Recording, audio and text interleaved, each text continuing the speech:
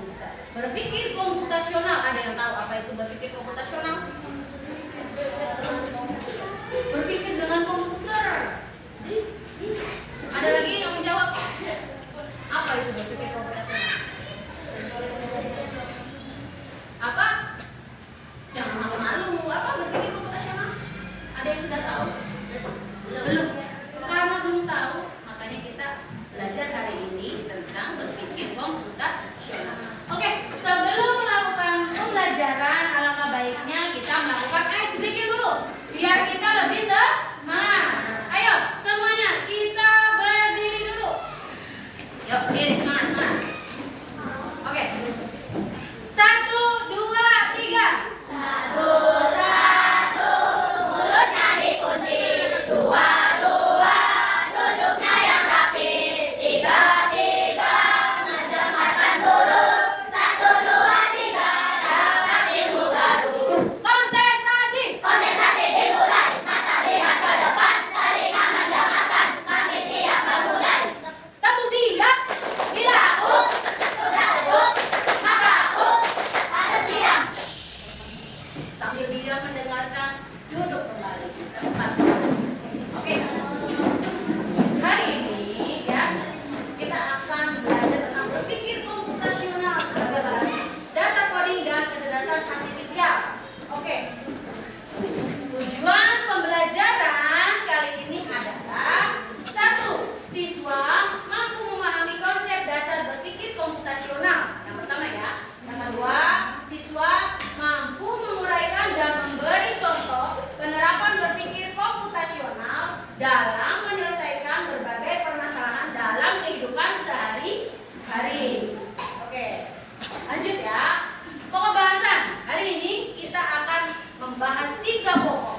Yang pertama, definisi berpikir komputasional. Yang kedua, prinsip berpikir komputasional. Yang ketiga, cara memecahkan masalah. Oke.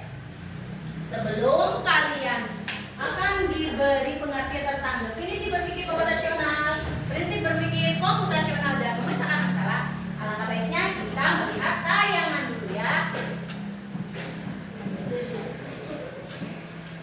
Oke.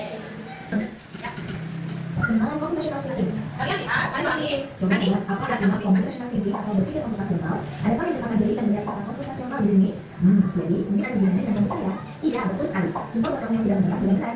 Berpikir komputasional adalah proses berpikir untuk menyelesaikan masalah dengan efektif dan efisien. Dalam ilmu komputer, proses berpikir ini dilakukan sebelum mulai menulis coding atau pemrograman. Jika seperti rencana dengan baik, maka coding yang ditulis akan sesuai dengan kebutuhan dan dapat diselesaikan dengan cepat dan tepat. Tapi ternyata berpikir komputasional juga bisa dilakukan tanpa komputer dan tanpa internet loh. Malah sebenarnya kita sudah menerapkannya dalam kehidupan sehari-hari. Mulai dari saya sendiri, menjalankan tugas pembelajaran, hingga menyiapkan masuk ke sekolah besok. Wah, kalau kita sudah bisa menerapkannya setiap hari, berarti kita sudah pandai dong. Belum tentu. Contoh-contoh tadi kan misalkan berpikir komputasional dalam masalah yang sederhana. Masih banyak masalah yang lebih kompleks, seperti misalnya kalau yang menggunakan atau yang menggunakan kalau komputer kita tidak berbagi, hingga berpikir jurusan dan hadir. Lalu yang kedua selanjutnya ketika kamu dewasa nanti, kamu akan menghadapi angka itu yang dan akan lima. Di sini kamu berusaha akan mengatakan yang kita, boleh cari dan informasi yang kamu berikan. Kemudian menggunakan informasi itu untuk membuat tulisan dalam dunia. Menghadapi masalah kompleks bukan masalah seperti ini, seperti mencapai poin yang sudah dibahas sebelumnya. Jadi yang paling masalah itu pasti mencari cara menyelesaikan dengan efektif dan efisien. Nah, kalau begitu bagaimana ada dasar berpikir komputasional? Sekarang kita belajar tentang dasar berpikir komputasional. Yang pertama, Dekomposisi. Dekomposisi artinya membagi masalah kompleks ke bagian yang lebih kecil agar mudah diselesaikan. Misalnya kamu ditunjuk. Oke, tadi kalian sudah mendengarkan ya. Berpikir komputasional berarti buat tadi apa? Apa yuk? Apa? Berpikir tentang komputer. Terus? Jangan apa? Dapat menyelesaikan masalah, betul. Dalam berpikir komputasional itu nanti ada berapa komponen? Dapat. Yang pertama tadi sudah disebutkan itu apa? Yang pertama dekomposisi itu tadi ya. Jadi jawaban yang lebih penjelasan. Maka untuk memudahkan pelaksanaan, kamu bisa menuju panitia bagian acara, konsumsi, publikasi, keamanan, dan lainnya. Yang kedua, adalah mencari kesamaan dan pola di antara bagian masalah kompleks yang sudah dibicarakan. Misalnya, kamu tidak melipat dan melipat jumlah di rumah, maka kamu perlu bisa mengenali jumlah milik ayah, ibu, kamu, adik, dan milik bersama seperti spray, handuk, dan lainnya. Ini karena jumlah itu perlu disimpan di tempat yang berbeda.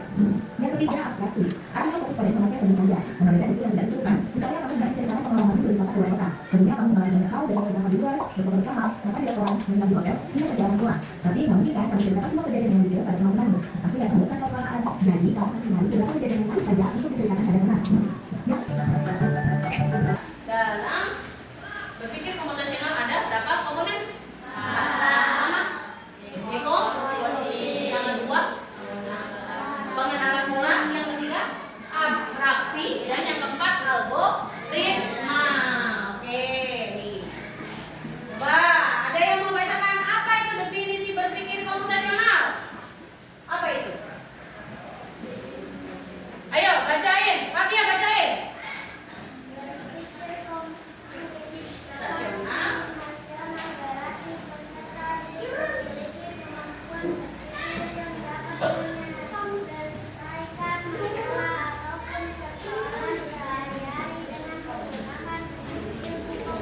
Ya. Pikir komputasional. Rasional juga dapat diartikan pemecahan dengan solusi. Konteks dasar berpikir komputasional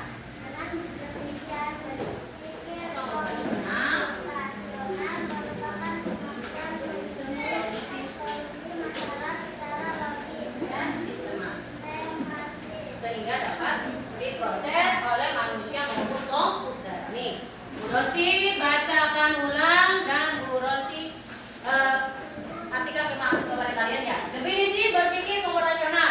Berpikir komputasional adalah berarti peserta didik memiliki kemampuan berpikir yang menyelesaikan permasalahan, ya, ataupun persoalan sehari-hari dengan menggunakan teknik ilmu komputer. Berpikir komputasional juga dapat diartikan dengan pemecahan masalah dengan solusi menggunakan konsep dasar berpikir dalam informatika.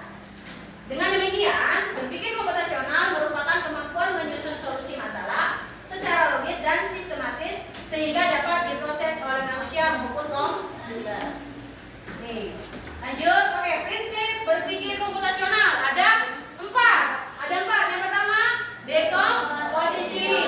Dekomposisi atau dalam bahasa Indonesianya adalah pemecahan masalah.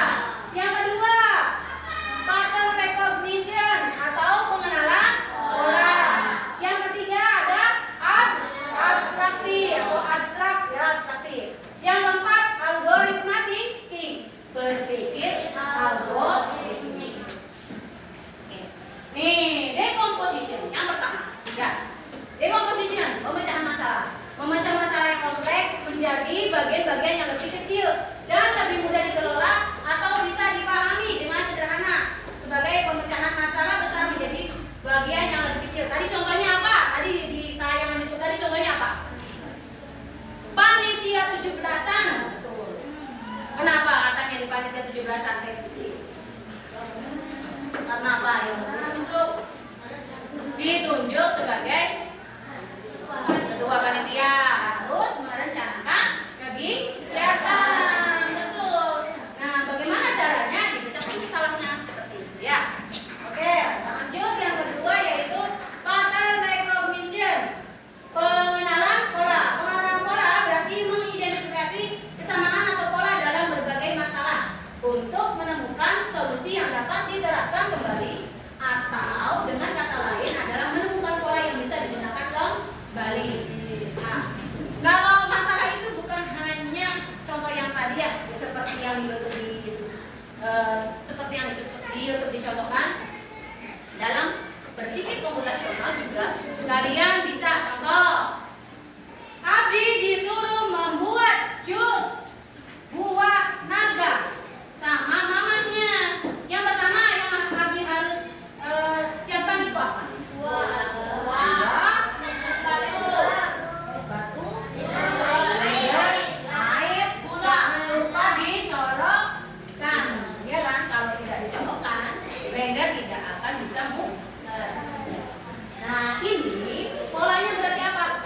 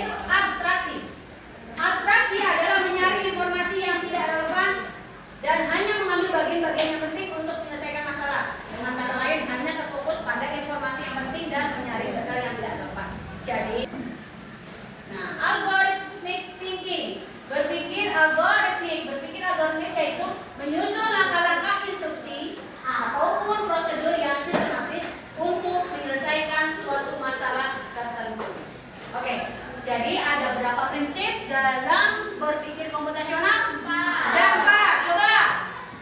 Yang pertama, dekomposisi. Yang kedua, pengenalan pola. Yang ketiga, abstraksi. Yang keempat, algoritma thinking atau berpikir algoritma. Oke. Nih, nanti Ibu akan memberikan satu masalah. Ya, satu masalahnya Ibu nanti dalam sebuah cerita. Kalian